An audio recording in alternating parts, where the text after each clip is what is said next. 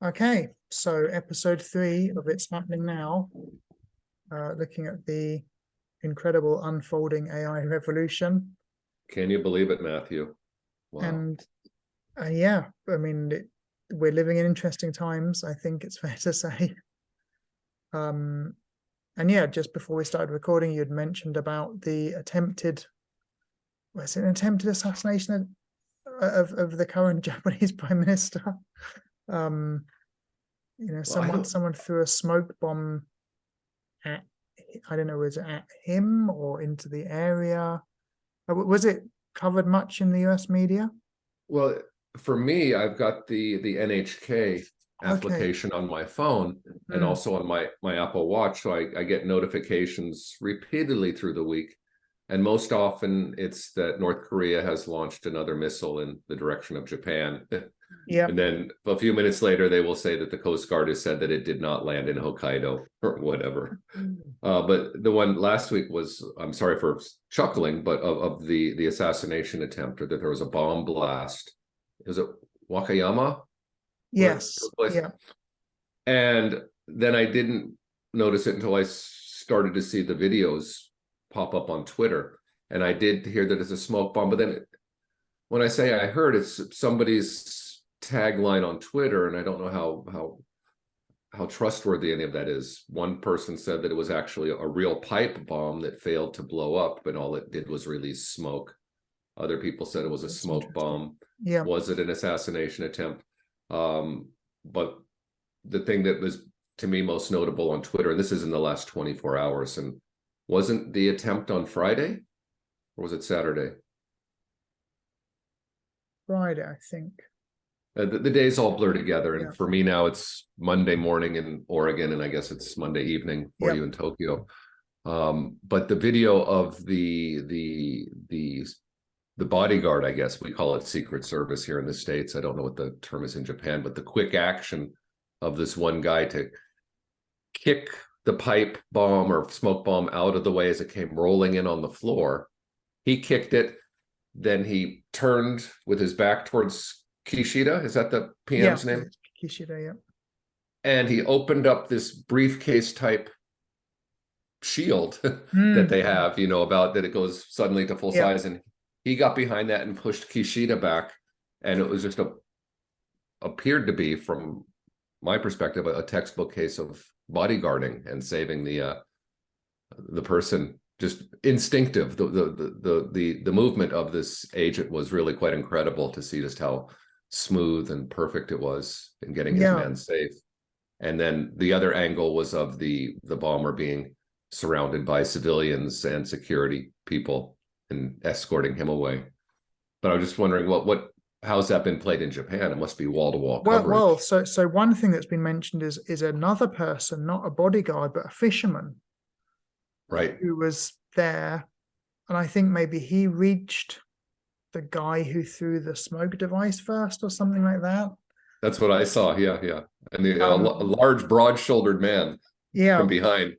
Yeah. And also he happened to be wearing a top, like a jacket or something made by a company called Workman, which is a popular, very cheap clothing brand designed for workers.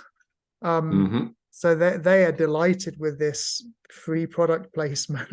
Oh, of course. And I have to say, Workman is a company I've only just recently discovered. I'm in fact wearing Workman trousers now. And very high quality, very cheap outdoor clothes. So yeah, that's been a big part of it. And yeah, I mean, of course, comparisons to Abe, who was the ex-Prime Minister who was killed by a homemade weapon. Because of course, in Japan you can't get your hands on explosives, you can't get your hands on guns, you can't get your hands on the chemicals required to make explosives. So something like, you could maybe mix up a smoke bomb with some fertilizer and sugar or something, as I used to do as a child. Many fond memories. So it's interesting because I remember when with Abe that the Western media was sort of saying, the Japanese people are in shock or whatever, and nobody I knew kind of was even slightly concerned or interested. Because in Japan there is not much interest in politics. It was personally, it was interesting for me because Japanese media in English wouldn't name the religious organization that he was meant to be connected with or had failed to act on. So that was very interesting. And of course, in translation, they write a specific religious group, I think was the term, the very kind of clunky, odd English. So yeah, I remember that was, for me, was the interesting point. But no Japanese person I knew was kind of saying Japan's getting more dangerous or anything like that. I mean, in Japan, we often have these stats comparing shootings in Japan to shootings in the US, and I think last year there were 5 incidents involving guns, and 2 of which were fatalities or whatever. So yeah, Japan, it still is an incredibly safe country. So yeah, I'm always curious to see how the international media cover this kind of thing. Yeah, the Prime Minister did kind of say, oh, we have to tighten up security for the G7, which is meeting presumably soon in Japan. Oh, is that coming again? Yeah. It is coming again, yes. Because of course with the Abe incident, there was a lot of criticism. Why was there no security there for in the US or in the UK, the ex-leader gets protection for life. Every ex-US president has Secret Service protection for life, and similar in the UK. Whereas in Japan, yeah, there's very little threat, so very little security. Which is interesting. And personally, I think I like the safety level in Japan with the lack of security. And I'm always concerned when, if there is some rare incident and people talk about tightening up security, it's always an issue because it's difficult to unroll that kind of thing. There's no kind of rollback. I know that in the US, for example, there are a lot of schools where they have metal, like airport-style metal detectors going into the schools, and there's no plan to ever reverse that, right? If there's some magic solution to the terrible things happening in US schools, they're not going to suddenly say it's safe now, we can remove the metal detectors. It's quite the opposite. Yeah, they're just proposing more gun-based methods of defense. Give the teachers a firearm, or have that's interesting. Or bring in retired military guys, or these militias that we have now, to let them come in and provide protection. Yeah, I don't know if you've ever flown to or from Haneda Airport, which is the airport more in Tokyo than Narita. Right. You'll sometimes see like there's one cop there, just like one guy who's mainly telling people where the restrooms are, or how to get the train into central Tokyo. Presumably there are other people in some room somewhere watching some CCTV, but it's lovely. It's very laid back, and it just feels very safe and very calm. I have so go ahead. Well, I was on a kick earlier last year reading a little bit of Mishima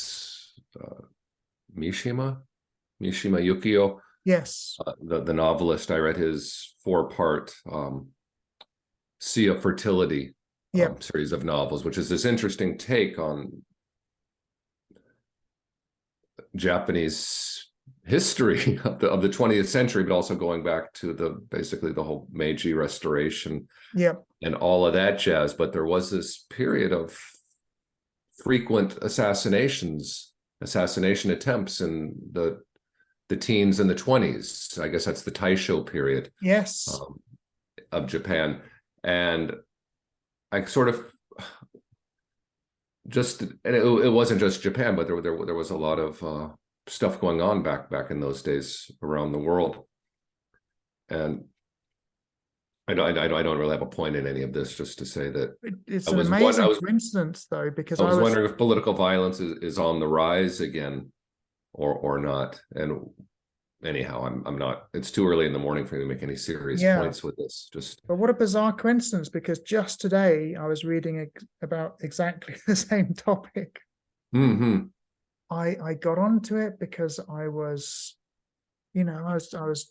hunting around on Wikipedia for something, and I was looking for something about a filmmaker who had made a lot of films about these assassinations that were often anarchist leaders or anarchist activists in the UK, in Japan in the 20s and even before.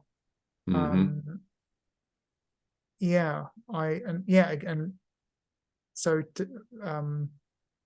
4.5 hours ago, I just happened to be reading about the Mishima film, A Life in 4 Chapters.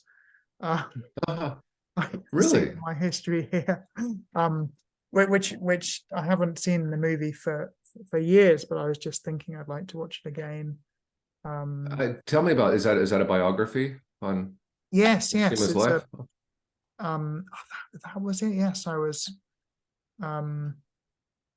was reading about Paul Schrader, who wrote the screenplay for Taxi Driver. Okay.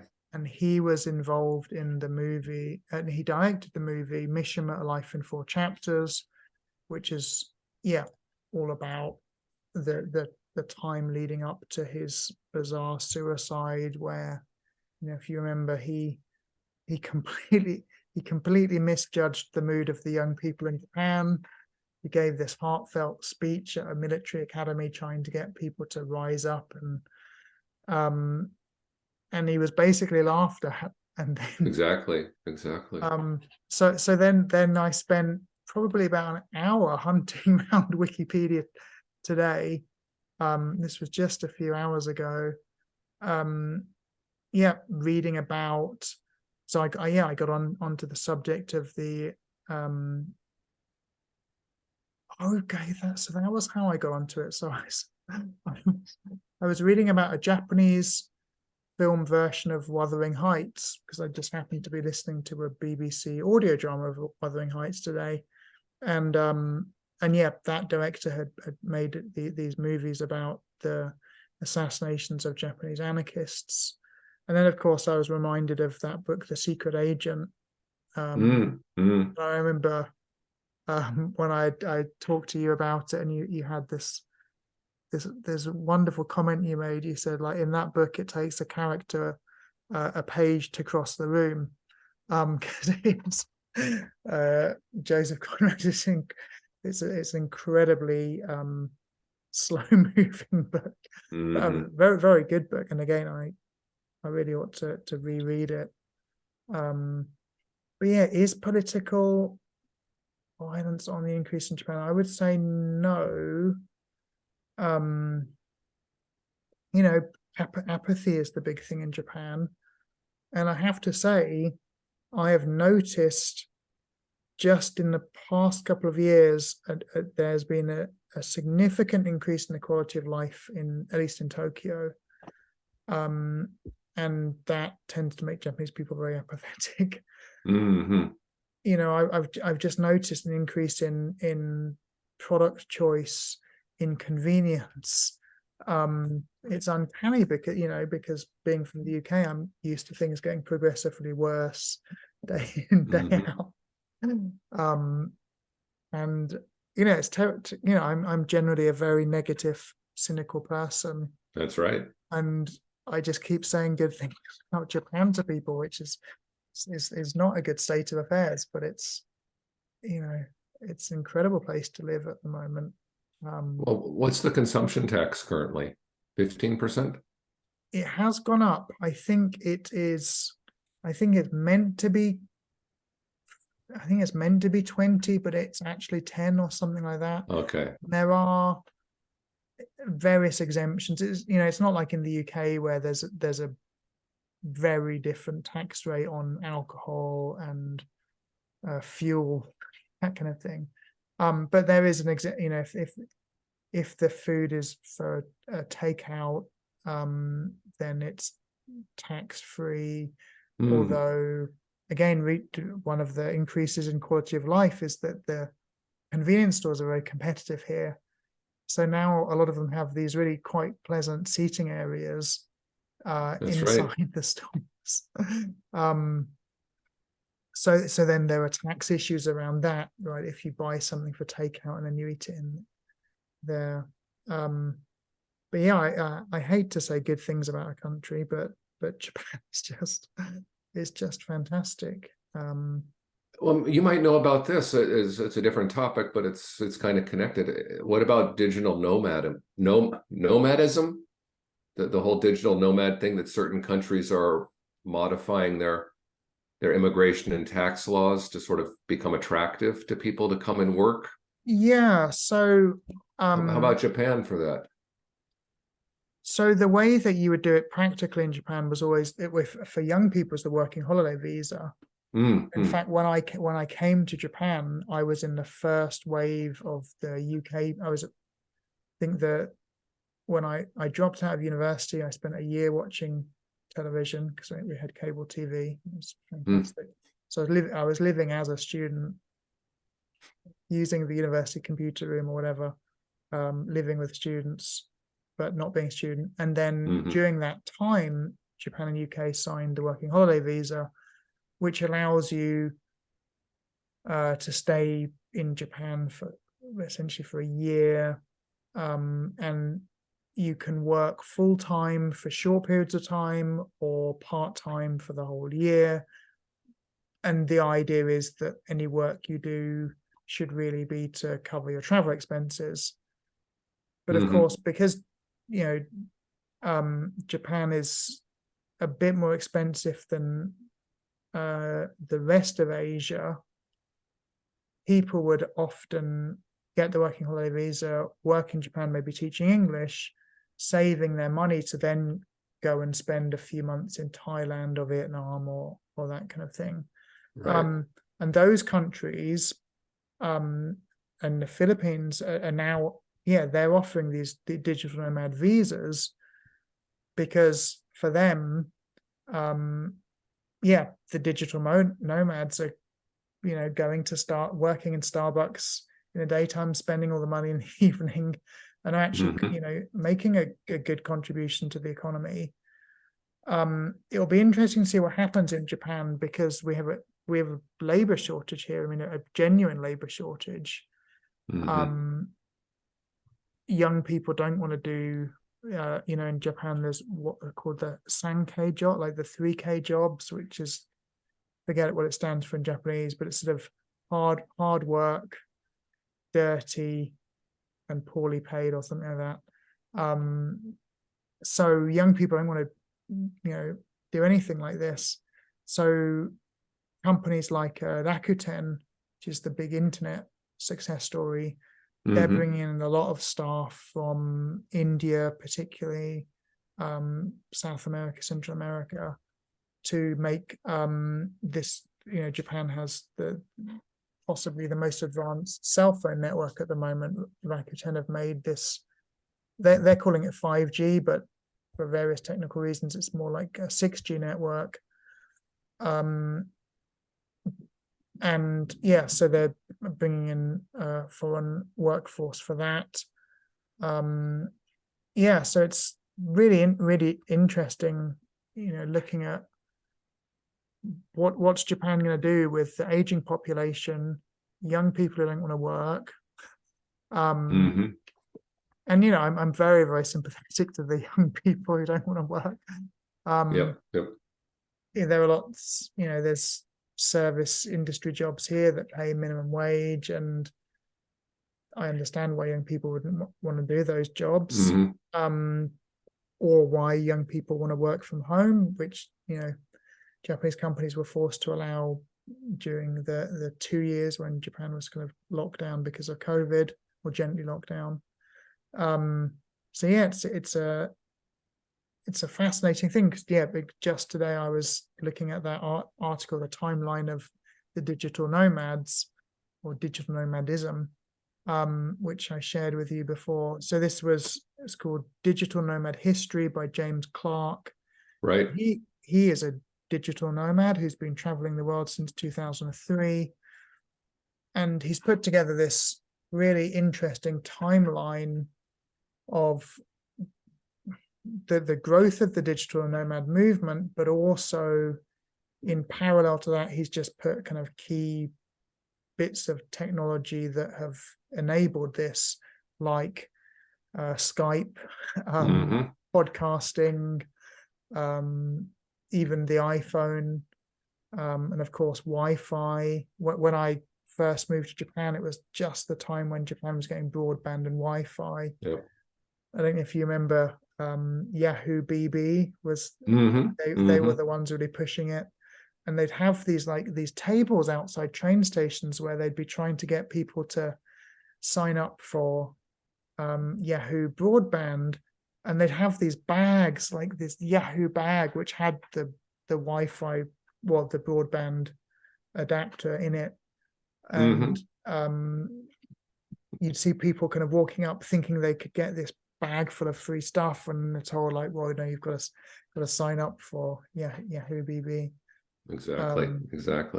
Yeah, isn't it? Well, also the whole internet cafe was a moment there that was mentioned in that article. I did do a little bit of looking into that, and maybe you can help me with this. I think Arthur C. Clarke was mentioned as one of the people who formulated the idea that in the future there will be information workers that can do their work from anywhere in the world. And as I asked ChatGPT to help me get a sense of this history. And I think ChatGPT was just referring to Wikipedia on here, but there was, and I've not read much of Clarke's science fiction, but there was one piece that he wrote where it was actually the digital nomads were not terrestrial bound, but they were in satellites, or they had jobs in space, where they were similar to that Philip K. Dick DJ that I mentioned in an earlier conversation, that this is how some future work sites off Terra work locations that people would go to work. And now I'm thinking of, there was a film with Sean Connery where they were mining out in space. Was that Outland? Yes, I haven't seen it, but it's very famous because of his bizarre costume. He's wearing that's a different Sean Connery one. That was Zarzong. Oh yes, possibly, yes. Where he has an old revolver as his weapon. But it's in the future, and he's got this very weird thong type bikini outfit on with suspenders. No, but this Outlands was a mining operation out in space. Anyway, we're drifting afield. There's one other point on that. Ferriss, is that the author? The 4-Hour Workweek? Yes, Tim Ferriss. Please help me understand his contribution a little more, because there's something else in there. Is it the Pareto principle, 80-20? Yep. So I mean, Tim Ferriss was, I mean, absolutely seminal in the whole thing. So he gave a talk at Harvard. I think the first time he did it, maybe it was called drug running for fun and profit or something like that, about his experiences running a nutritional supplement company online. Mm-hmm. and how, according to his, so you know, people like him have something called an origin story. So you have to have this origin story. So according to his origin story, he was running this supplements company, and he was drowning in email, and it became like a big nightmare. And then he read the 80-20 principle by the guy Koch, maybe, which is all about the Pareto principle. Pareto, yeah. So Pareto was an Italian economist, and again, his claim at the time, he lived, I guess, 150, 200 years ago, maybe. He claimed that in his garden, looking at he was growing these sweet pea plants, which have very beautiful flowers. He noticed that 20% of the plants produced 80% of the flowers. And then he observed in his village about 20% of the people owned 80% of the wealth. So then, I guess in the 1990s, this book was written about the 80-20 principle. And the 80-20 principle is just that typically in any unoptimized system, a small percentage of the input is responsible for a large percentage of the output. It doesn't have to be 80-20. Mm-hmm. It doesn't have to add up to 100%. You could identify 10. So let's say you had in a day at your restaurant, you might notice that 10% of the dishes accounted for 50% of the orders. Mm-hmm.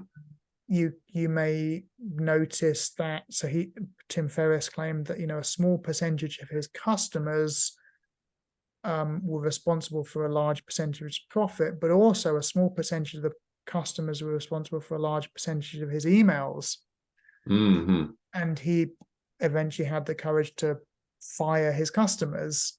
So he sent an email to some of his high maintenance customers saying, from now on, I'm going to be providing this certain level of customer service. And if you want more than that, you pay a premium price. And a few people did, and he was fine with that because he was getting the premium.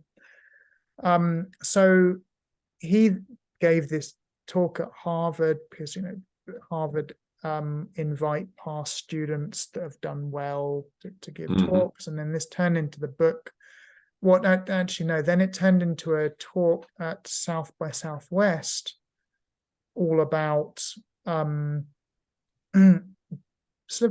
a digital nomad, and especially doing this geo-arbitrage. So not necessarily working in another country, but the idea that if you were living in New York, you could save money for half the year, and that would allow you to spend 6 months in South America with a 5-star lifestyle.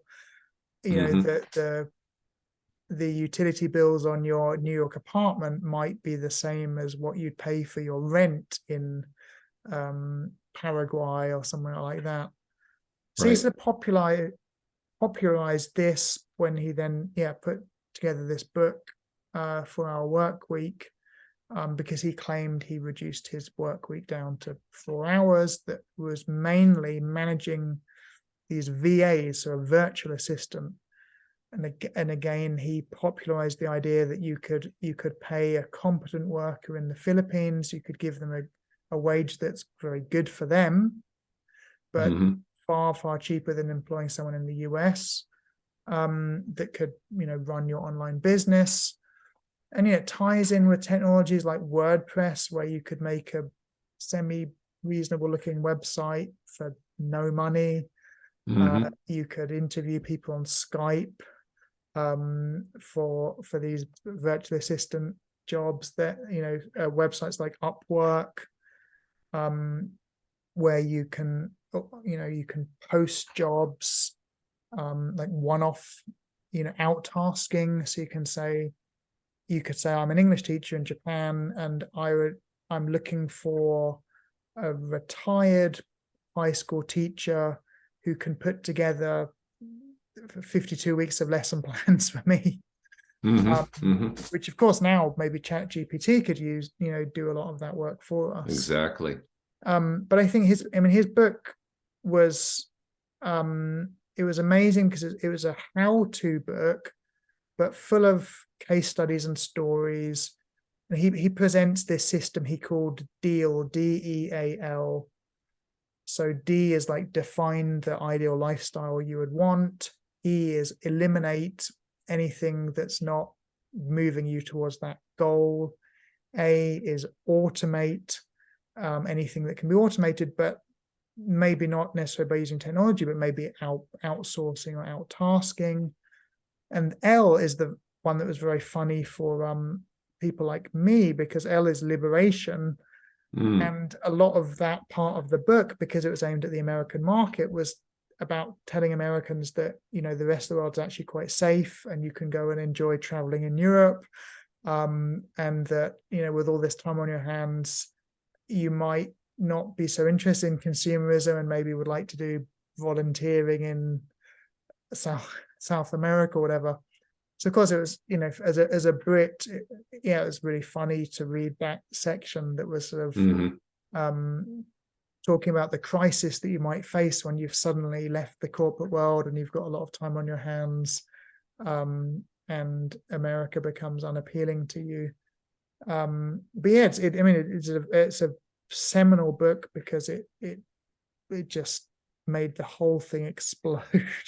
And it is a very good book, and it's a really, really interesting book. And I think I was lucky that when I read it, I had read some of the books that had inspired him a lot. So, and I was, again, it's just bizarre coincidence that you mention it, because I just the last few days I've been listening to an audiobook of Innovation and Entrepreneurship by Peter Drucker. Drucker was a big influence on Tim Ferriss, because, you know, one of the, I mean, Peter Drucker was this kind of amazing Austrian guy who invented the concept of management and wrote a lot about it. And he speaks, or he writes with this very kind of stern, not exactly condescending, but he'd say things like, just because a task is difficult doesn't mean it's worthwhile. Or just because you enjoy doing something doesn't mean it's valuable to the market. So, you know, Tim Ferriss, when he was like looking at his business, he found that there were things that he did that were time consuming and difficult, and therefore in his mind were valuable, that didn't necessarily provide any value to him or to his customers, and therefore eliminating them would be very useful. So I'd read books like that, and another very interesting book that Tim Ferriss was, or two books Tim Ferriss was influenced by, was The E-Myth by Michael Gerber, which is about a systematic approach to thing, and the idea of like working on your business, not just in it. And Tim Ferriss then in his book is about lifestyle design. So working on your life, not just living it. And, you know, you and I have often talked about, you know, that thing of a life unobserved is not worth living. And you know, this idea of, I mean, you know, you and I have been documenting our lives in public for a long time. And I think, we get a lot out of that, and hopefully some other people find it interesting as well. You know, I mean, you look where it's gotten us. Here we are. Yes. But you know, I remember when I was stranded back in England, right? So I'd lived in Japan for sort of a year and a half. I went back to the UK. I actually did a early podcast, the Inflatable Sideshow.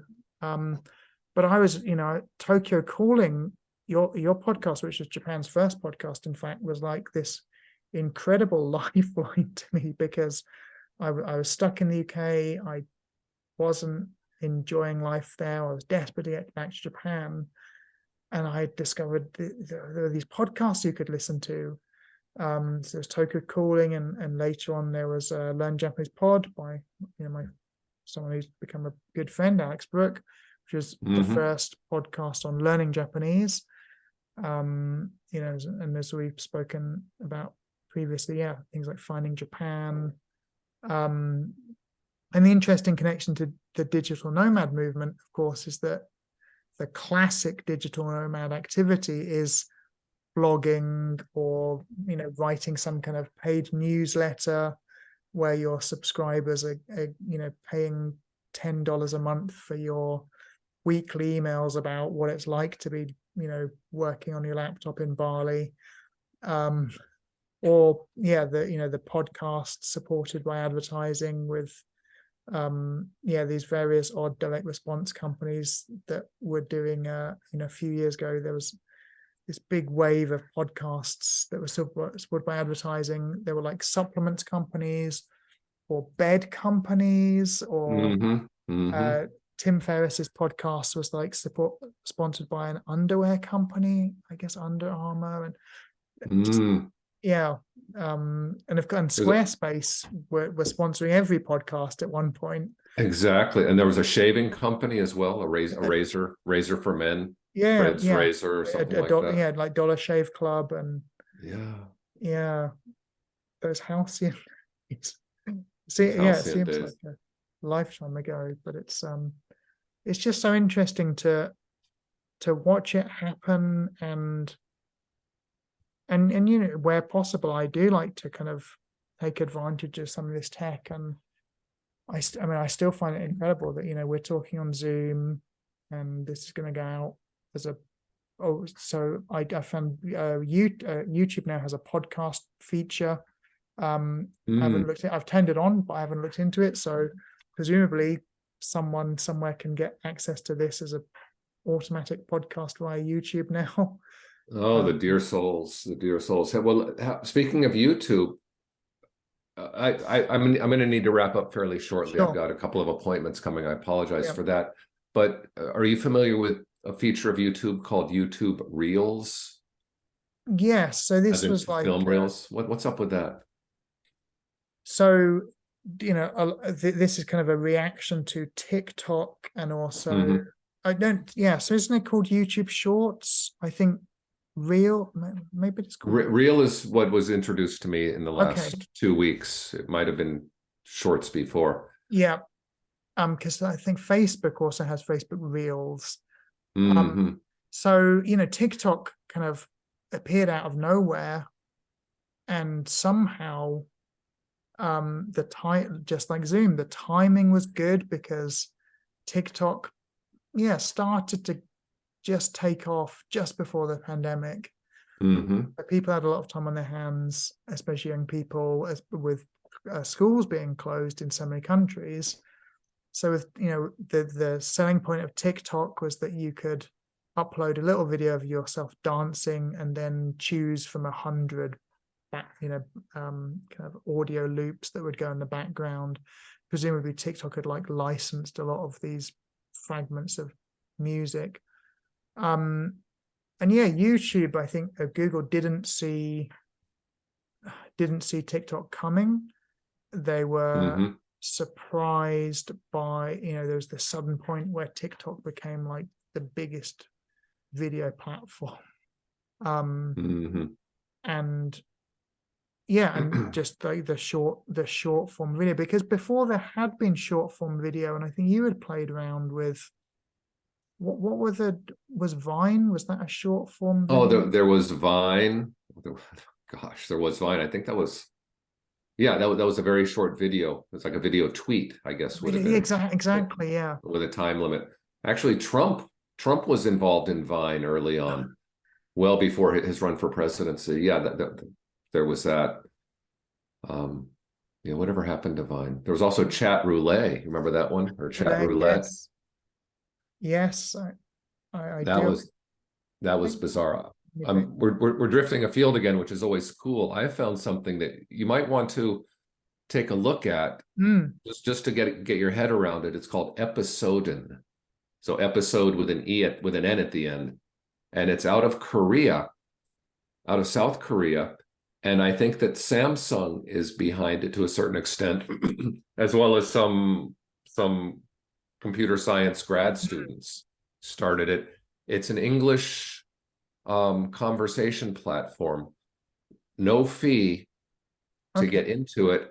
And once I logged in through Google, the first time you go in, you're in sort of like a group chat, and it's all time based. It's like you got 45 seconds to get established in this group chat, and then you get sent off to a 7-minute one-on-one conversation. And they oftentimes have a prompt with a short video playing to get this prompt rolling, but you wind up just having a conversation with the person at the other end. Wow. A lot of people from South Asia, some South Americans as well. And I just find it fascinating. And they're always delighted to discover a native speaker from the United States, especially one who's an English teacher. Well, why are you here, Scott? And I'm just exploring it and experimenting and wondering if this would be something to share with my students. Such an interesting model, but it reminded me very much of that chat roulette, that suddenly you're in a room with a complete stranger and you've got 7 minutes just to have a brief conversation. And you can imagine so many ways that could go wrong, especially if the wrong sort of person showed up. But I found it to be a very convivial community with these people who are just eager to get a chance to practice speaking English. Really a fascinating little model. And I'll check it out. And it's also got this token system, which I keep seeing in these different AI models that you can use. You get a certain number of tokens, and if you want more, you need to purchase. Well, here you get 5 tokens a day for a 24-hour period, and 1 token is a 7-minute conversation. But there's also a rating scheme that goes on after each conversation with a new person. You're surveyed. How does the other person's language level compare to mine? Would I like to speak to this person again, with like a 3-level Likert scale thermometer, how much you would like to? And in a sense, you're getting upvoted. And if people appreciate you as a conversationalist, you will get more tokens, purple tokens, which are means that you're a good community member, and they want to encourage you. Gamification of conversation, it sounds like. That's exactly what it is. And I have no idea what their business model is there. Sometimes I've gotten the sense that there's even a certain level of, how do I say this delicately or without sounding too cynical? Some of the people seem to be of a certain evangelical Christian bent. And I get enough similar messages from certain people that make me think that that might be something else going on there. But decide for yourself. It's not overt, but just a couple of the people I've spoken to have this strange little dynamic going on. But that's for the user to determine and make their own sense of. For me, it's just when I put this on YouTube, I'll put links to all these articles and these services and things, because try it out and see, and especially to see if you think it would be something you would feel comfortable recommending to some of the students you come in contact with, just for a chance to practice. I did share it with one of my students that I was working on Preply, and she said that it reminded her of a different service whose name I forget. Maybe it was italki. ITALKI, might have been that one. That's one I've heard several times, particularly for people learning English. But that had a particular creepy factor to it. She said that there was some very strange interactions that she was made uncomfortable based on who she wound up chatting with, which has not happened at episode yet, to my knowledge. But it's there are so many of these around, and of course, just a couple of years ago there was one called Clubhouse, which was like an audio chat room thing. And I occasionally dip into a really strange one called Omegle. And again, it's just one where you can put your interests and it pairs you with a random person. And what I've noticed is that lots of people go there to try and kind of connect with someone with a view to getting off the platform. So that immediately they're saying, like, do you have Snapchat, and can I Skype you? So they're using the chat service really just as a way to find people. And often it's people that want to practice their English, so they're always like amazed when they finally find a native speaker. They're just There's so many of these out there, and they've all got their unique kind of twist on it, which I find really interesting. And it's a lot of fun. It's just a lot of fun to play around with these. And it goes back to the whole one take on the whole hacker mentality. One of the books you suggested I read a long time ago, and I forget the book and the storyline, but they referred back to the original switchboard operators, and that eventually women took over these jobs because they found when the original switchboard operators were young boys, teenage boys, yeah, and they were just being mischievous on the phone line, like listening in and saying rude stuff. That just all of these instances of technology get used in unintended ways with mischievous intentions or perhaps nefarious intentions. And I'm also reminded of Second Life. Remember, people would, well, let's do a group event. Come and give your presentation in Second Life, and there will be an audience. And of course, other people show up, and they can run these obscene animations going through the lecture hall, just because it's possible, and there's no defense against it, and it sort of it could ruin the experience for everybody just by some people having their mischief, having their fun. I mean, is that hacking? I don't know. I mean, maybe it's the wrong use of the term, but that's how I remember it. Yeah. I mean, it reminds me a lot of people who would modify ham radio, so they could then interrupt drive-through orders. So people would go to the drive-through and try and order something, and you could, because a ham radio transmitter is so much more powerful than the little headsets that the drive-through people wear. So you could be a couple of kilometers away and completely swamp the signal. But yeah, those kind of fun, those fun pranks, I think. They're always worth looking at, because they do expose potential issues with a lot of these platforms. Discord, which is like a chat server that you can set up yourself. There is an issue of privacy issues with that have been revealed over the past 12 months, really, where people thought they were setting up these private chat rooms, but it was kind of trivial to essentially monitor who was in other chat rooms. And Discord, of course, is massively in the news at the moment because there's been this leak of US military intelligence. It was first leaked on a Discord server that was for discussing the video game Minecraft. So I think these pranks are interesting to me because they often expose massive security holes in these systems that they're built by startups that kind of maybe have an interesting idea, build something quickly without really knowing what they're doing, without really thinking of the consequences. In fact, Italy has just banned ChatGPT, and they said one reason was for privacy concerns, but another reason was just that there was no kind of parental controls, and children could be talking to ChatGPT about very age inappropriate topics, and there were no kind of safeguards in place at all. And I think when I was first getting into online stuff as a young child, you needed, just to access these systems, you needed quite a level of technical sophistication, and that in itself provided some level of protection that kind of, as a kid, you needed a reasonable degree of maturity to get all the dial-up settings correct, and putting in the subnet mask and the default gateway and choosing the different handshake and all that stuff. And of course now, everyone can be online all the time and exposed to lots of stuff.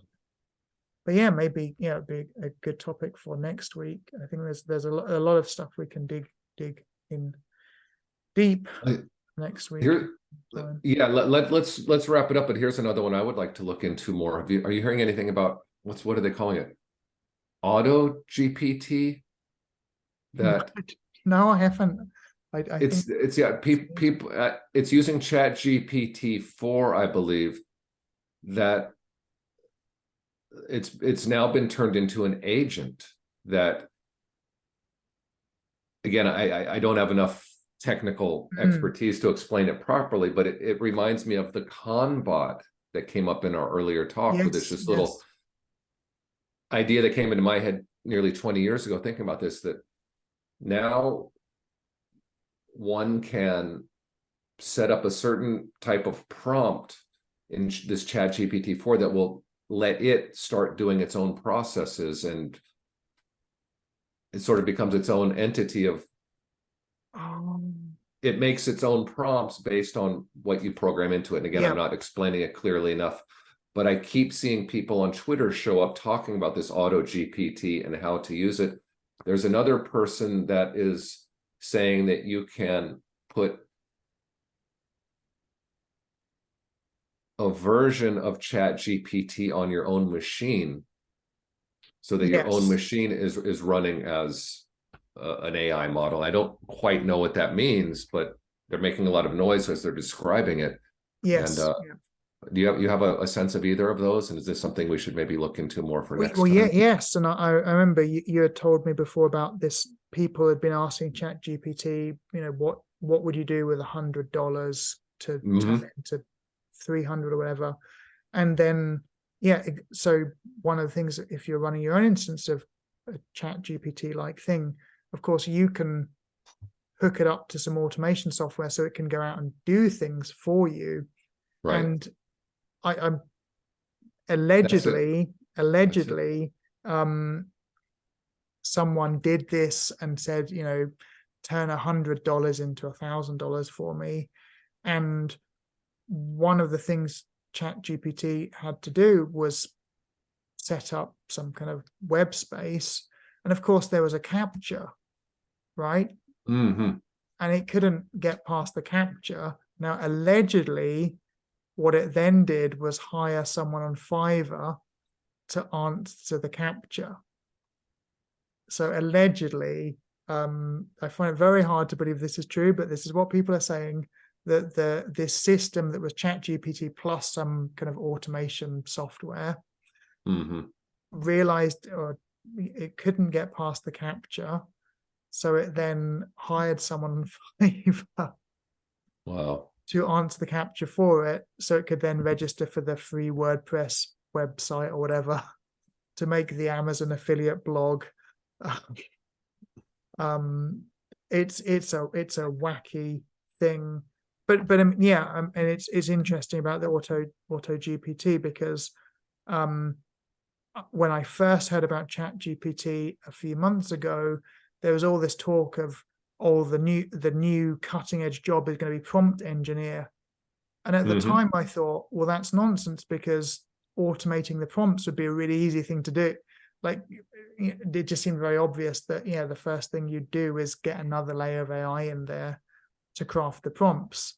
So I thought that was kind of interesting. There are the make money online crowd was suddenly saying, like, look, we can be prompt engineers and make a lot of money writing prompts for people. And I just thought, well, that would be like the first thing to automate out of existence, would be the human bit of using ChatGPT. And also, I've seen people talk about, get one instance of ChatGPT and pipe it to another one so they can have a conversation with each other. And